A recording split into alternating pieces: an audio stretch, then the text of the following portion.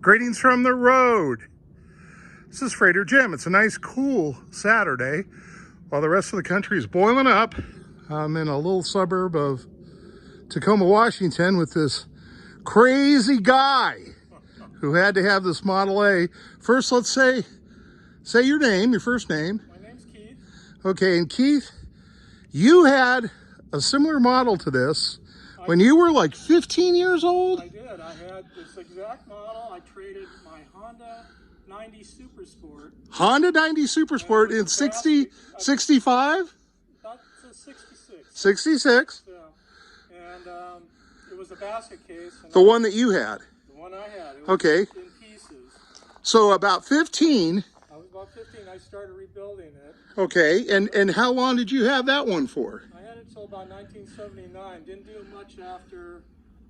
So you were about 29, 30 years old. Yep. So you sold it. Yep. You think it stayed in the area here, but you're not sure. Not sure. Yeah. And then how did you find this one at the auction in Missouri? I was just looking for different Model A's. Right. And this popped up.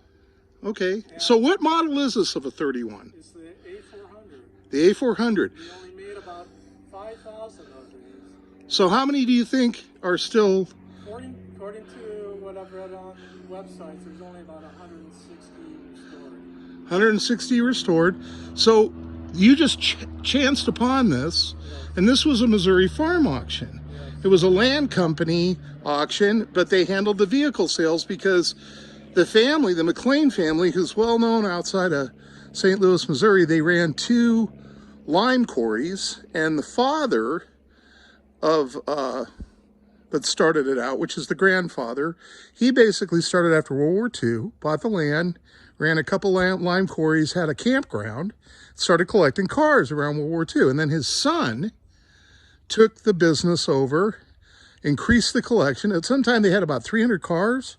So there was an auction in 2000, an auction in 2001 of the lesser cars. And then this was one of the cars that was held back. And the son passed away. And he said after the first 2 auctions in 2000, 2001, there's no way I'm having another auction until I'm gone. So his daughters, you had occasion to communicate with Miss Linda? Yeah. And she was just a peach. She was a delight. This was a little town, no cell service.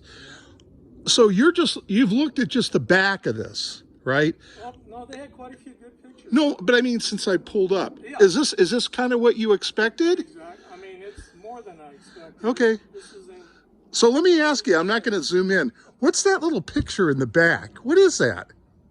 well, I don't know. It's something from Oklahoma. That's Okay. Okiagi. So maybe Miss Linda thought this came from New Mexico, but maybe it came from Oklahoma. Could have. Okay. Yeah, there's a A400 website. They can probably trace the serial number on this. I'm going to check that. All right. Join that group. Were you happy with the auction? Very happy. The way they conducted it and everything? Now, I noticed on your particular car, which is interesting, is they showed the bid history. So you had put in a pre-bid, and then there was, another hour of auction after that, hour to 2 hours? But you had a floor bidder going against you. I did. So it was you and a floor bidder, at least one other floor bidder. And then you prevailed. Yeah, Wow. I was very surprised that I did Yeah. this. Wow. Well, when I showed up, gosh, there was probably 6 or 8 cars left. So, and folks, you should look at my other video because the building is just spectacular. The building's an architectural wonder. And the land and that building that you see in my video, it's going up for sale in August. I'll put a link to that, but I hope somebody saves that building. Well, we're going to unload this. We're going to do another video interview. That's it for me, Freighter Jim, Tacoma, Washington. Have a great weekend. Remember, drive safe, arrive alive.